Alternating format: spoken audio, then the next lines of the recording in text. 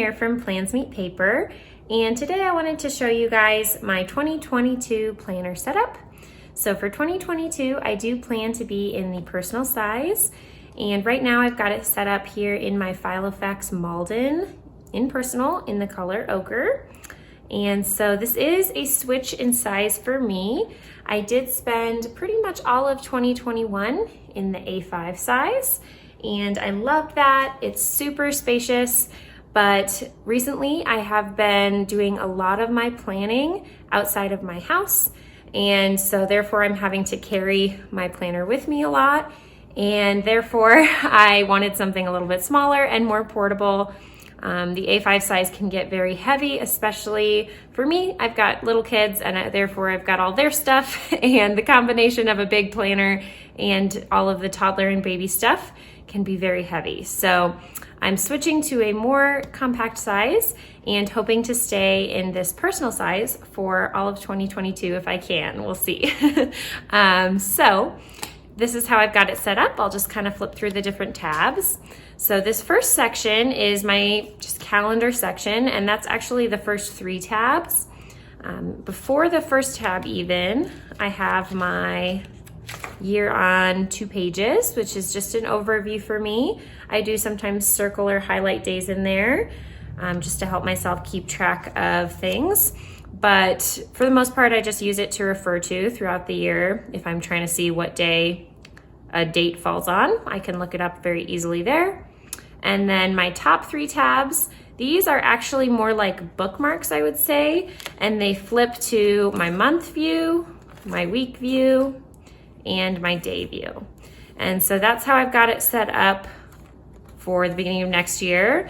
And since these are more like bookmarks, that does mean that, you know, once it's not the first month that I have in here, which I do have December in here right now because I wanted to test it out and make sure it was really going to work for me before I set it up for all of 2022. So I've been using it for about a month so far. And this, once I am not in the first month, this divider will not be at the beginning of my month section. It will be, you know, in the middle of the year. It's going to be in May, and there'll be a bunch of months before that, and that's okay with me. I just wanted the convenience of being able to flip directly to the month that I'm currently using, and that way I'll just go back or forward if I need to back plan or forward plan. So that's what I've got going on in here. These are frosted dividers, and I will link where I got these down below. I did get them from an Etsy shop, and I don't want to say the wrong one on accident, so I'll just link it down below and you can check it out down there. I do really like them, and I've got these top 3 ones only are slit. So I have been asked about that several times. To get these pages so that you can take them in and out by just pulling, it's not a special punch or anything like that as far as I know. All that I do is I just use a pair of scissors, and you just cut from the edge of the page or the edge of the divider into the hole. And that's how you get it split like that so that you can take it in and out without opening the rings. So I did slit these top dividers so that they're easy to move from week to week or month to month throughout the year. And I do like that they are still clear. So I'm sure it's a little bit hard to see in the video because of the frostedness, but you can definitely read through the divider. So whether I'm working on this side, I can still see my weekly habit tracker over here on the other side, or I can still see my week view if I'm on this side. So it doesn't keep you from seeing any part of the page, which I really like. And so that's how I have my week set up so far for all of 2022. I've got a week on one page, Sunday start. I also have my Sunday start for my months. I've just been really enjoying Sunday start for the past year or so. Just makes more sense in my brain right now. So that's why I'm using that. And then these are dot grid on both the week side and the notes page side. It's a very light dot grid and pretty small rule as well, which I like, especially in a small size like this. I can write pretty small, but I like to have kind of maximize the space that I have on the page. So that's how I've got that set up. And I just write my kind of dated to-dos and appointments over here on the week view. And then on the notes page side, this is actually the notes page. This is what my week looks like. And that's where I do my to-do list and dinner ideas. And then I have a weekly habit tracker that I keep here in the middle. So this is just, I've typed in my weekly tasks that I like to do once a week, and I just check them off when I get them done. I do have them somewhat separated out by day of the week, but I don't stick to that 100%, so I don't have it labeled or anything. I just try to do these things usually on a Sunday, these things on a Monday, and so on and so forth throughout the week. And so this is the same page that I'll use for all of December, and I just move it from week to week. And then for January, I'll get a new page. So I like that weekly habit tracker. I've been using something like this for a year now, and I really, really enjoy it. But in the last couple months, I've started using it in my week section where I have this dated section and then my weekly habits right next to each other. And I really like that because it makes it so that I'm not tempted to rewrite any of these things into my weekly view, which is just extra time really to spend time rewriting things. But when I had it in a separate section, I was always a little bit tempted to do that and write, cleaning on Monday, even though I know these are the tasks that I do every Monday, or I try to. And so this way I still see it all at once, so I'm not tempted to rewrite the repetitive things, if that makes sense. It's just very convenient. And I will mention, I do sell all of these inserts in my Etsy shop, which is Plans Meet Paper, and I'll link that down below. And specifically about these habit tracker inserts, in my shop, they're sold blank, so they don't have anything typed in. But I do custom orders where I type things in for people, or if you have like an Adobe software, you could type in your own as well. They're not meant to be editable, but you could just add text boxes if you wanted to. So that is how this habit tracker works. And then in the personal size, I was having a hard time finding a place to write the preschool activities that I wanted to do with my son each week. And so I started just writing them on the back of this habit tracker, because it does happen all the time where I don't actually get to all of them in one week. So I've just been writing like the 3 things that I'm thinking I might do with him at the bottom of the list here. And then sometimes I don't get them all done, so they'll be unchecked. And that way, towards the end of the month, I can just go back and pull things from previous weeks that I didn't get done. I do have a video posted on my channel about preschool activity planning. And so basically anything that I write on this page is already prepped. I've got it totally ready, and I can literally like pull it out of a drawer, pull it out of the closet, and have it on the table in 2 minutes. And so that's why I have a very specific list here of these things are totally ready to go, and at any moment I could pull them out and my toddler could do them. So that's where I've been doing his little preschool activity planning each week. So that's my weekly setup. And then the last top tab is just my daily setup. Again, it's frosted, which I like so you can see through both sides. And again, I have kind of my just notes page to-do list here on the left side. And then I like having my daily routines, my daily habits right next to that, so that I'm not tempted to rewrite any of these repetitive things onto my daily page, because obviously I have a really long list here of kind of my daily habits that I do, and it would take forever to rewrite that every day.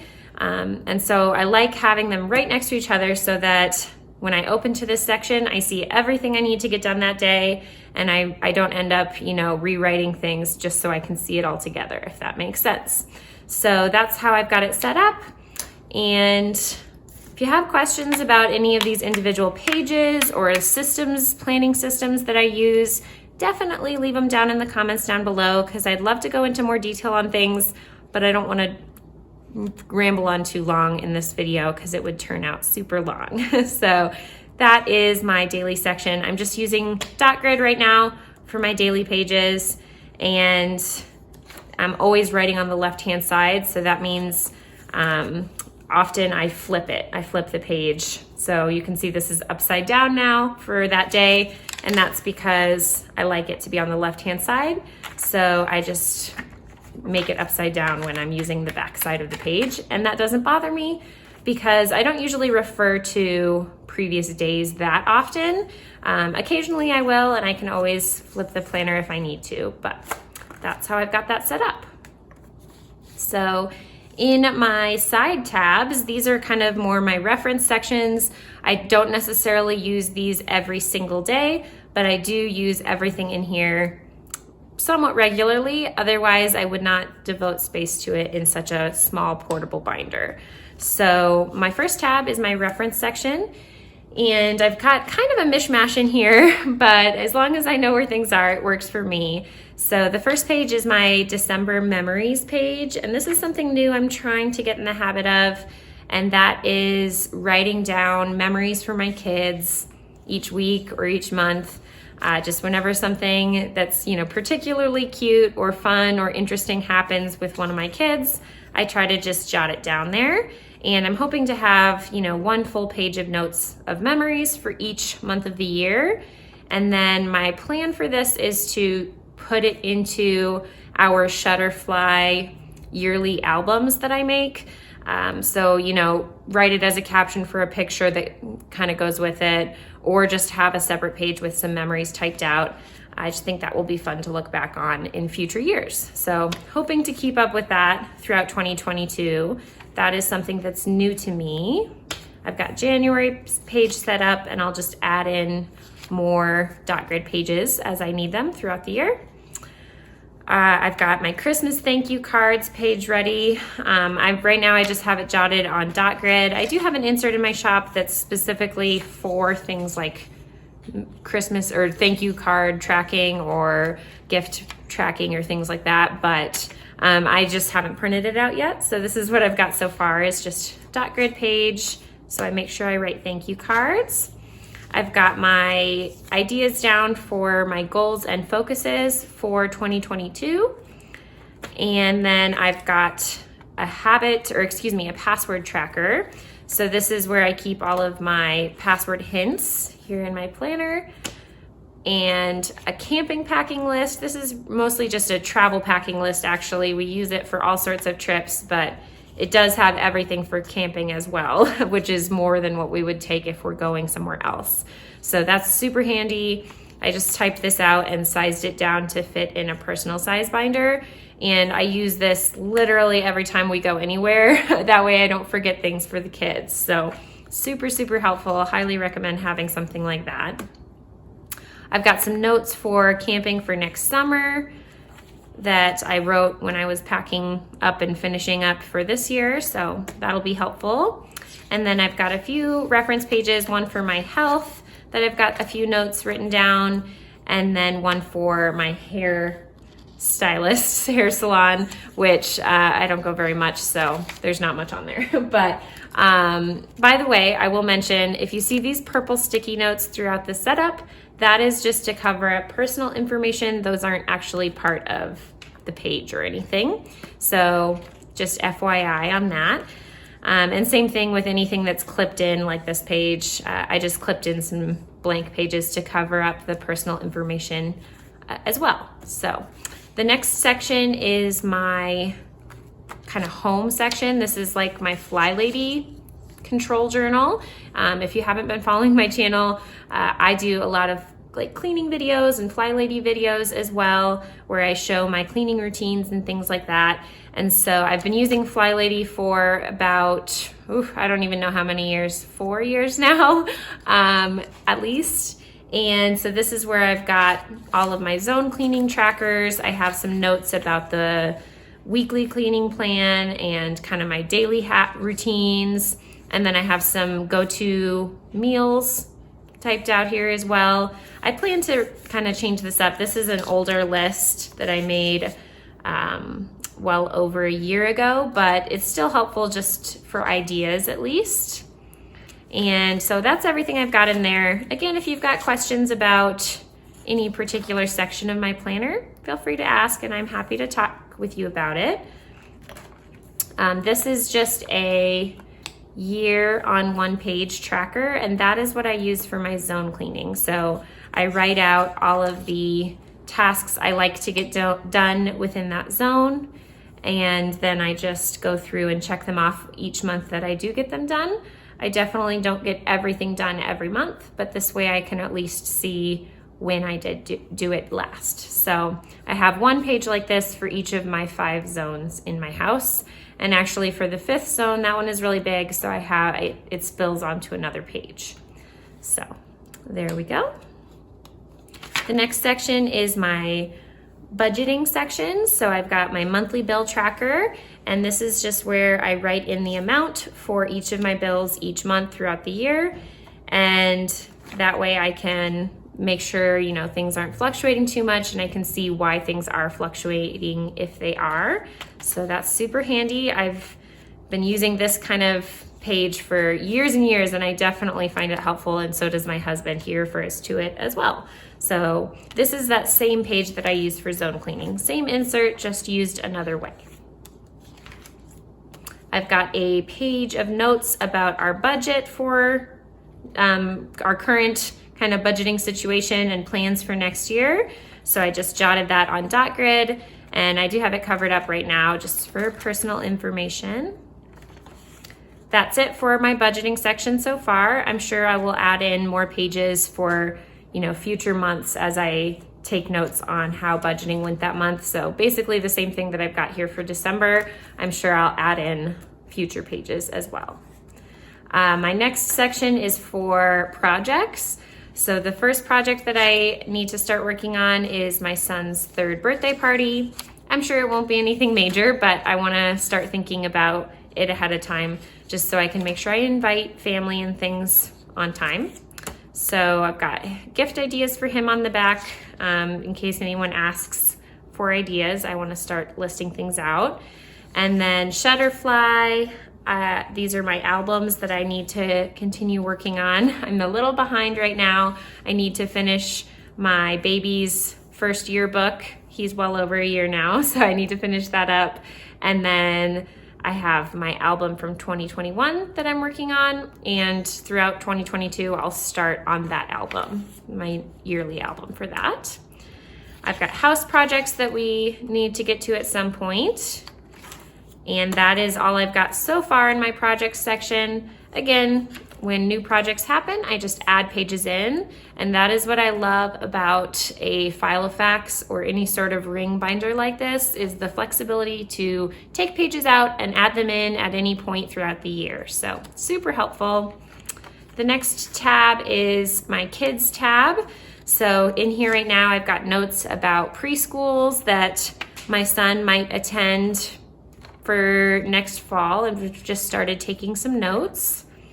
I've got a closet inventory or wardrobe inventory for both of my kids for the upcoming sizes. So sometimes we're given hand-me-downs, or I buy things on consignment, and I just like to know what I already have so I don't over-purchase. So this is kind of an inventory of the upcoming sizes for both of them, and then a few notes about that as well. And that's all I've got right now in my kids section. I am definitely going to be adding in pages for preschool units for my son to do at home over the next couple months. That's on my to-do list for this end of January or end of December. I need to plan out a few more units. So I will have some more pages in here for that. And the page that I usually use to write out my preschool units is just this 2-column page. It's a small column on the left and a large on the right. And that way I can check off activities as I actually get them completed and prepped and everything like that. So I'm sure I'll have several of those pages in here as soon as I get that done. And then the last section is where I keep notes for YouTube and Etsy. So right now I just have some video requests that at some point I'd like to film. Some of them I haven't filmed because I don't know if I feel comfortable doing it or qualified to talk about it. And so, but I always jot down the ideas that you guys tell me. So if you have any videos you would like to see, always leave them in the comments down below, and I will add them to this list and consider filming them if I feel like that's something I'm comfortable doing. So that is what I've got so far. And again, I've got more paper because as new inserts and ideas come up, I will write them down. And then I always take just video notes back here as well for videos that I'm filming. So I've got some blank pages ready to go in the back here. In my top loading envelope, I've got just loose leaf dot grid paper. This paper is actually smaller than personal size, and I get this from when I print my inserts out. If you've ever purchased my inserts before, you know that they are all designed to be printed on a US letter size page of paper and then trimmed afterwards down to the correct size. And for personal size, when you do that, you get a little middle section cut out. And for a lot of my dot grid inserts, which are the ones I'm using in this setup, I've added dot grid into that middle section so that it's like a nice little notes page for you and for me to use. So I always take those trimmings and I save them in a top loading envelope. And that way it's very nice to be able to use those for grocery lists, just to jot something down. If I need to write a note for someone else, anything like that, I always have paper ready to go. So don't waste those little scraps. Use them in your planner, save paper.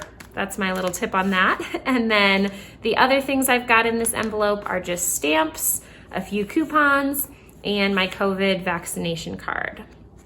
Lastly, I have a credit card pocket, and I took all the cards out because I didn't want to accidentally show anything.